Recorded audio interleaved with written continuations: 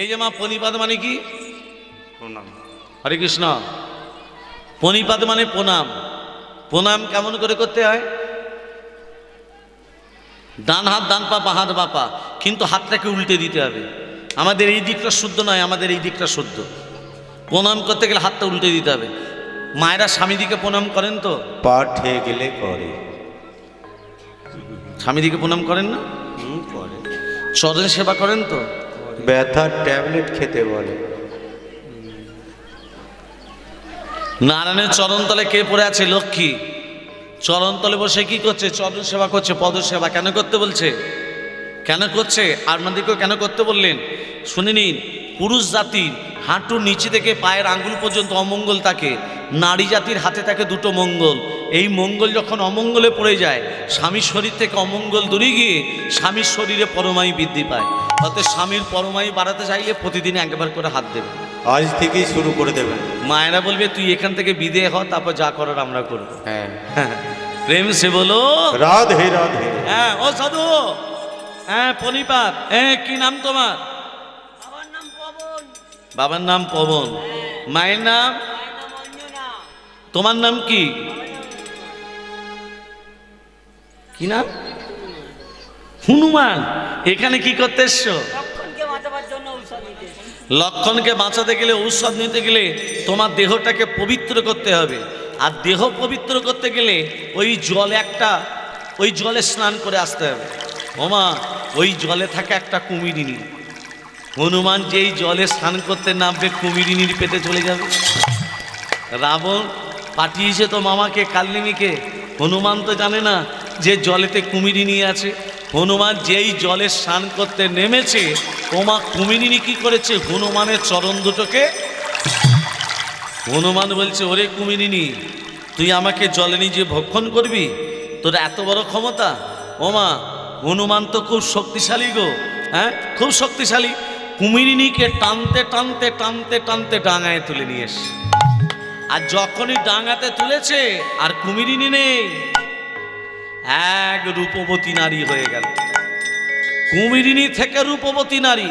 হনুমান বলছে, এই তুই ছিলি কুমিরিনী, হয়ে গেলি রূপবতী নারী, কি নাম তো? তখন সেই রূপবতী নারী বলছে, হনুমান আমি কুমিরিনী নই, আমাকে কুমিরিনী হতে হয়েছে। আসলে আমার পরিচয় হলো, আসলে আমার নাম হলো গন্ধকালী। কি নাম? গন্ধকালী। স্বর্গরাজ্যে বসবাস করতাম, দুর্বাসা মুনির অভিশাপে আমি কুমিরিনী হয়েছি। দুর্বাসা মুনি আমাকে অভিশাপ দিয়েছিল, যা গন্ধকালী, গন্ধমাদন পর্বতের পাশে হ্রদ আছে, সেই হ্রদে তুই কুমিরিনী হয়ে যা। আমি দুর্বাসা মুনিকে বলেছিলাম, হে দুর্বাসা মুনি, আমি যে কুমিরিনী হব, আমি উদ্ধার হব কবে? বলে, তুই সেদিন উদ্ধার হবি যেদিন পবনের পুত্র হনুমান, রাম ভক্ত হনুমান তোর জলে স্নান করতে যাবে। হনুমানের চরণ স্পর্শে তুই উদ্ধার হয়ে যাবে। তাই হনুমান, তুমি যখনই স্নান করতে এসেছো, তোমার চরণটাকে জড়িয়ে ধরেছি যাতে আমি নিজে উদ্ধার হয়ে যাই। আসলে তোমাকে যে স্নান করতে পাঠিয়েছে সে সাধু নয়, সে হচ্ছে রাবণের মামা কাল্লিনী। ওরা জানতো না যে তোমার চরণ স্পর্শে আমি নিজে উদ্ধার হয়ে যাব। ওরা জানতো তুমি যখনই আসবে আমি তোমাকে খেয়ে ফেলব। যাও, ওই কালিমী নামক সাধুকে তুমি পরাস্ত করো। বাবা, হনুমানের জানতে বাকি রইল না। হনুমান কি করলো? কাল্লিমীকে পরাস্ত করে কাল্লিমী দেহটাকে দুহাতে করে তুলে জয় শ্রীরাম, জয় শ্রীরাম এমন ছুঁড়ে দিয়েছে, একেবারে রাবণের দরবারে এসে পড়েছে। রাবণ তখন মাথায় হাত দিয়ে বলছে, হায় হায় গো, মামাকে পাঠালাম হনুমানকে মারতে, নিজে মরে চলে এলো। এক কাজ করলে হয় না? সূর্য উদিত হলেই লক্ষণ মরবে। হ্যাঁ, সূর্যদেব হোং রাক্তাম ভোজাসনম শেষকৈনকং সিন্ধং ভান সমস্তমদীপ ভজামি তত্তয় ভয় পরম দাথদকলব্জৈ মানিক মৌলি মরণাংরুচিন্ত্রি নিত্যম ওম কর্ম সাক্ষিণে ওম নমঃ সূর্য ভণ্ডকারায় নমঃ।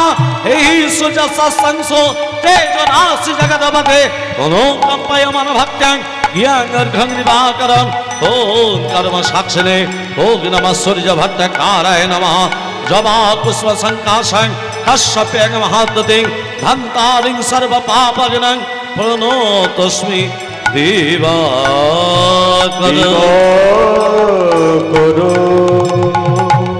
सूर्यदेव আমার আদেশ উদিত হতে যাও রাবণের আদেশে মা সূর্যদেব উদিত হতে যাচ্ছে আর এখানে হনুমান চারটে ঔষধের কথা ভুলে গেছে ওমার চারটে ঔষধে কি কি নাম বলেছিলাম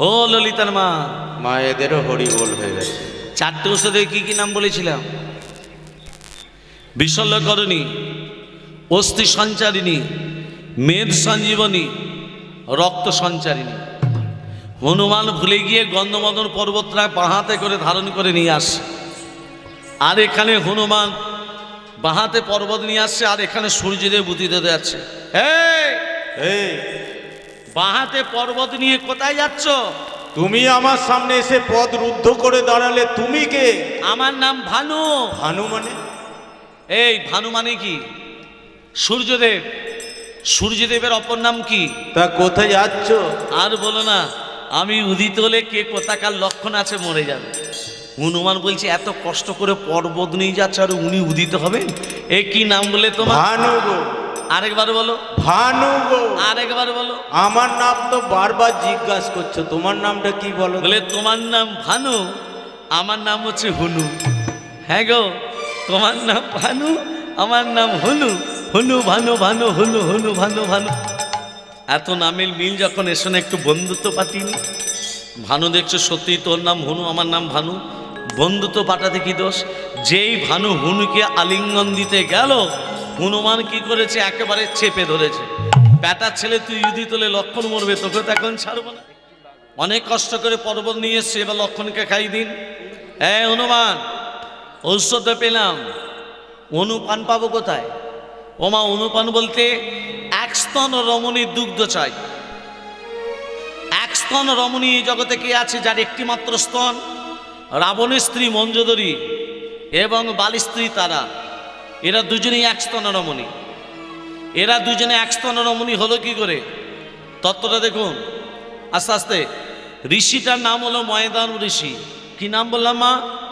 ময়দানব প্রতিদিন ভিক্ষা করতে যেতেন ভিখারি অনেক রকম আছে ময়দান ঋষি কেমন ভিখারি ছিলেন মায়েরা প্রত্যেকের বাড়িতে চাল ডাল টাকা পয়সা ভিক্ষা করতো না কি ভিক্ষা করতো প্রত্যেকের বাড়িতে গিয়ে বলতো তোমার একটু গাভীর দুগ্ধ দেবে আমি আমার ভগবানকে সেবা দেব প্রত্যেকের বাড়ি থেকে দুগ্ধ সঞ্চয় করে সে দুধটাকে ফুটিয়ে যে ক্ষীর হয় সে ক্ষীরটা ভগবানকে সেবা দেয় সেবা দিলে ময়দান ঋষি সেবা পায় আহার বলতে মহাপ্রসাদ একদিন ময়দান ঋষি অনেক দুগ্ধ সঞ্চয় করেছে দুগ্ধ টকবক টকবক করে ফুটছে আর সেই সময় একটি সর্প একটি ভেগকে তাড়া করেছে খাবে বলে সর্প মানে সাপ ভেগ মানে ব্যাং ব্যাং লাফাতে লাফাতে যাচ্ছে সর্প তার পিছনে মনে মনে ভাবছে কোনো একটা জলাশয় নেই যে সাপের হাত থেকে মুক্ত পাবো ওই তো জল ওমা ব্যাং বেটা জল মনে করে যেই ডুবেছে সঙ্গে সঙ্গে হরিব সাপ তখন বলছে ওরে ব্যাং তুই জলটায় ডুব দিতে পারিস আমি তোকে ডুব দিয়ে ধরতে পারি না সাপও জল মনে করে সেও যখন ডুবেছে সেও হরিব সাপ আর ব্যাং মরে ক্ষীর হয়ে বসে আছে আর এখানে ময়দান ঋষি ভগবানের নাম করতে করতে আসছে ভগবানকে সেবা দেবে বলে নারায়ণ পারা বেদা নারায়ণ পরাক্ষরা নারায়ণ পরা মুক্তি নারায়ণ পরা গতি নারায়ণ পারা নারায়ণ পরাক্ষরা নারায়ণ পরা মুক্তি নারায়ণ পরা গতি নারায়ণ পরা বেদা নারায়ণ পরাক্ষরা নারায়ণ পরা মুক্তি নারায়ণ পরা গতি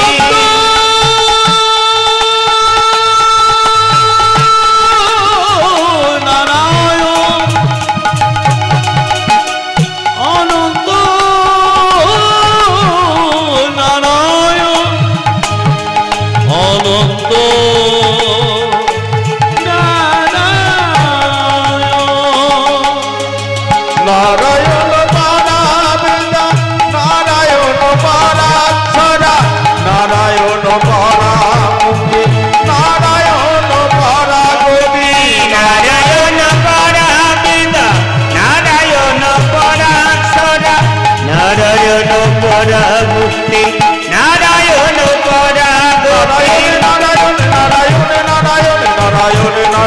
পরাগতি নারায়ণ নারায়ণ নারায়ণ নারায়ণ নারায়ণ নারায়ণ নারায়ণ নারায়ণ নারায়ণ নারায়ণ নারায়ণ নারায়ণ নারায়ণ নারায়ণ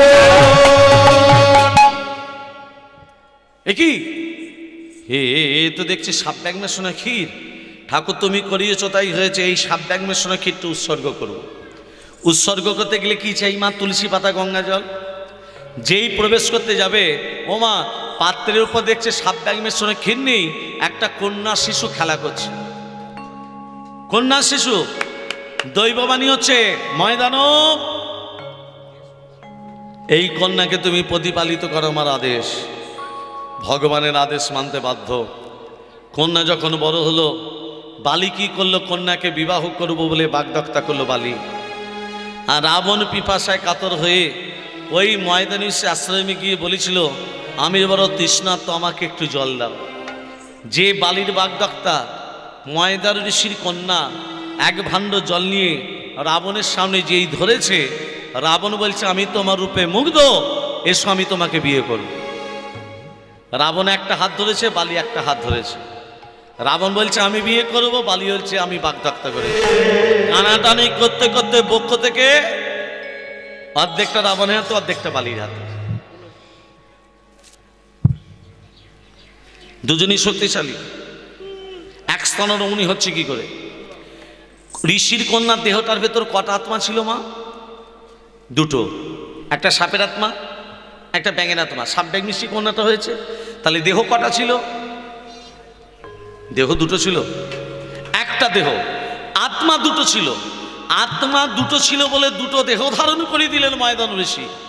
কিন্তু দেহ একটা ছিল বলে, বক্ষ থেকে অর্ধাংশ হয়েছিল বলে দুজনেরই একটি করে স্তন হয়ে গেল।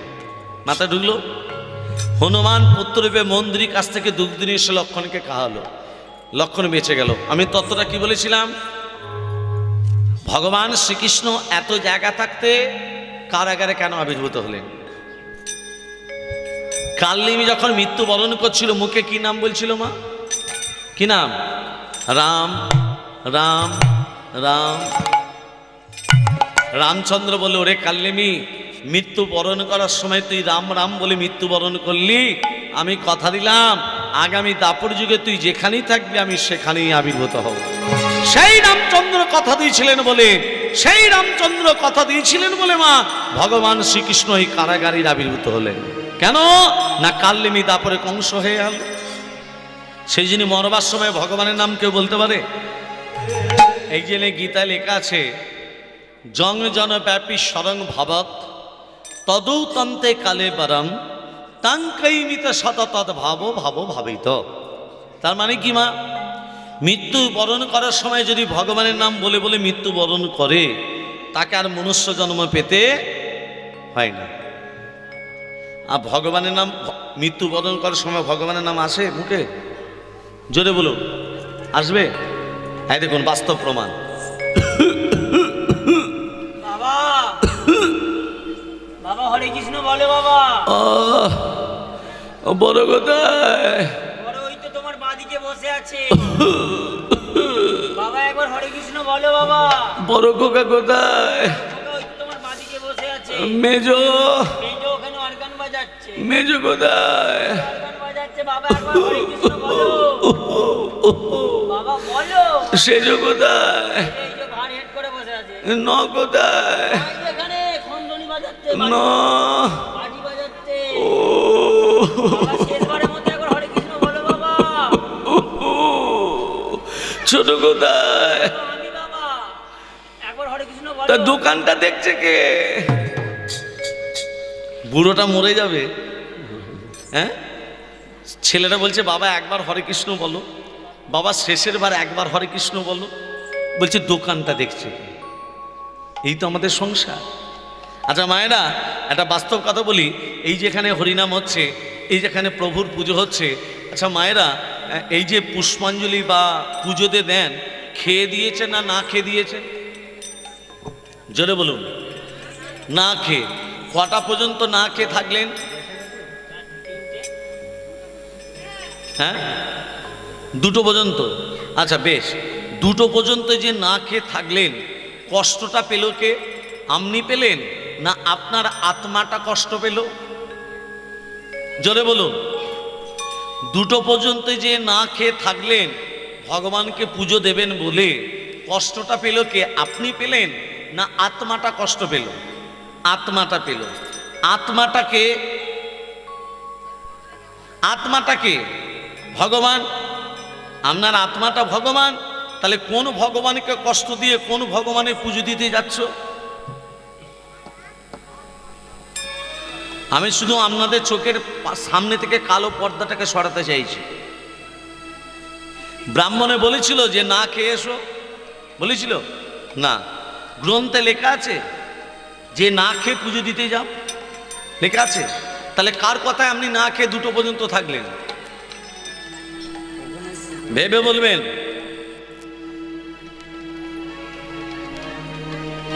এবার বলি, আমি বলছি না যে আপনারা ভাত মুড়ি খেয়ে যান, এটা আমি বোঝাতে চাইছি না।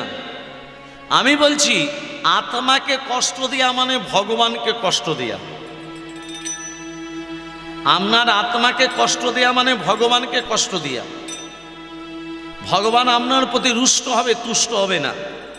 ফল কাটুন, ফল কেটে তুলসী পাতা দিয়ে নম গোবিন্দায় নম বলে উৎসর্গ করে দিন, প্রসাদ হয়ে গেল। ওই প্রসাদটা সেবা করে ভগবানের সেবা দিতে যান, পুজো দিতে যান। ভগবান আপনার প্রতি তখন রুষ্ট হবে না, তখন তুষ্ট হয়ে যাবে। বোঝাতে পারলাম? আর না খেয়ে পুজো দিতে যাবেন? না খেয়ে বাঙালির 12 মাসে 13 পার্বণ। এই বেলা 1টা 2টো পর্যন্ত না খেয়ে থাকলো, গলব্লাডারে স্টোন বাড়লো, গ্যাস্ট্রিক আলসার বেড়ে গেল, ডাক্তার বললো অপারেশন করতে হবে, স্বামীর হাজার হাজার টাকা খরচা হয়ে গেল, আর এদিকে বলছে মঙ্গল করছি। মঙ্গল? সংসারের মঙ্গল রে? হ্যাঁ, আরে মঙ্গল যদি করতে হয় তাহলে তুলসী পাতা দিয়ে ফলকে নিবেদন করে প্রসাদ সেবন করে তবে পুজো দিতে যান। প্রেম সে বলো রাধে রাধে। ভক্তমণ্ডলী, ভক্তিমতী মা, তাহলে ভগবান শ্রীকৃষ্ণ আজকে কারাগারে আবির্ভূত হচ্ছেন। পবন ইন্দ্রকে বলছে, ইন্দ্র, পবন, বজ্র বিদ্যুৎ শিলাবর্ষণ শুরু করো, আমি কারাগারে আবির্ভূত হব। দেবকী, দুর্গন্ধময় কারাগারে ভরে উঠেছে আমার নাসিকা। ও দেবকী, একবার চেয়ে দেখ। স্বামী, কই আমাদের পুত্র, কই আমাদের? একই, এ যদি আমাদের সন্তান হবে, এ যদি আমাদের পুত্র হবে, এর 4টে হাত কেন? কৃষ্ণের কটা হাত? মায়েরা, কৃষ্ণের কটা হাত? 4টে না 2টো? এ যদি আমাদের সন্তান হবে, 4টে হাত কেন? তাহলে আর 2টো হাত গেলে কোথায়? আজকে তত্ত্বের ভেতরেই আছে। এ যদি আমাদের সন্তান হবে, এর বক্ষ মাঝে ভিগু পদচিহ্ন কেন? এ যদি আমাদের সন্তান হবে, এর চরণতল কমলতল রক্তবর্ণ কেন? ও হে নাথ, ও হে নাথ, এই তো সে নাথ, প্রণিপাত করো চরণে। ও হে নাথ, এই তো হরি বলো, হরি বলো, করো চরণে। ও হে নাথ, এই তো সে নাথ, প্রণিপাত করো চরণে, করো চরণে, করো চরণে।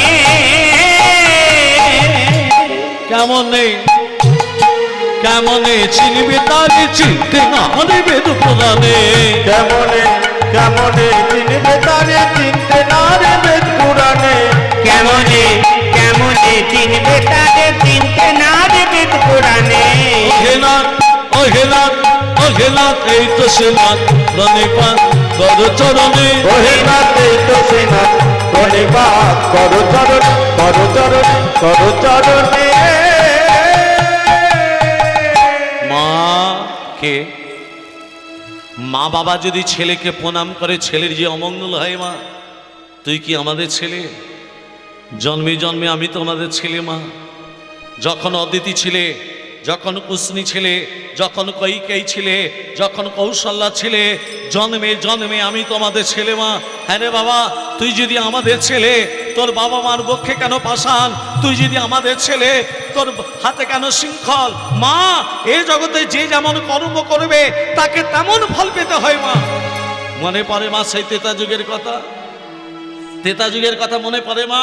তুমি তোমার ছেলে ভরতকে রাজা করবে বলে, রাজা মাতা হয়ে সুখে থাকবে বলে রামকে বিনা দোষে বিনা কারণে 14 বৎসর বনবাসে পাঠালে, আর এক মায়ের অন্তর তুমি বুঝতে পারলে না।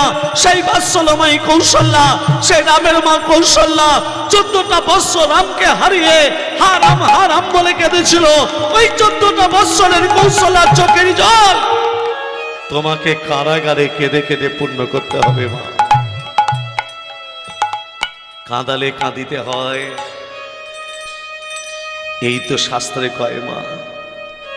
আমিও যদি কাউকে কাঁদাই, সেই কান্না পূরণের জন্য আমাকেও কাঁদতে হবে। বাবা, আমাকে রেখে আসবে চলে সেই ভাগ্যবতী যমুনার তীর, শ্রীমধুর বৃন্দাবন গোকুল, যাকে আমি কথা দিয়েছি জন্ম জন্মান্তরের জন্য তার স্তনযুগলে বাঁধা থাকবো। হ্যাঁ রে বাবা, তুই আমার স্তনপান করবি না? না মা, আমি যে কথা দিয়েছি ধরাকে, আমি যে কথা দিয়েছি দ্রোণকে, যে ধরা হয়েছে যশোদা, যে দ্রোণ হয়েছে নন্দ মহারাজ। মনে পড়ে মা সেই ত্রেতা যুগে রামচন্দ্র যখন বনবাসে যাচ্ছে, রামের মা কৌশলে বলে, রাম 14টা বৎসর তোকে আমি বাবা বলে ডাকতে পারবো না, 14টা বৎসর তুই আমাকে মা বলে ডাকতে পারবি না। এই মায়ের হাতে এক বাটি দুধ পান করে যা। তুমি আমার কৈকেয়ী মা ছিলে, কোথা থেকে ছুটে এসে সেই দুধের বাটি তুমি ছুঁড়ে ফেলে দিলে। বলেছিলে রাম, যেদিন আমার গর্ভজাত সন্তান হয়ে আসবে, তোকে পেট ভর্তি করে উদর পরিপূর্ণ করে দুধ পান করাবো। আমি বলেছিলাম মা, তোমার গর্ভজাত সন্তান হয়ে যাব, আমি তোমার স্তনপান করব না। বাবা, আমাকে রেখে আসবে চলে সেই ভাগ্যবতী যমুনার তীর, শ্রীমধুর বৃন্দাবন গোকুল। তাই ভগবান শ্রীকৃষ্ণকে বসুদেব মাথায় করে নিয়ে যাচ্ছে। ও গো কৃষ্ণ লয়ে যায় বসু নন্দ ভবনে, কৃষ্ণ লয়ে যায় বসু নন্দ ভবনে,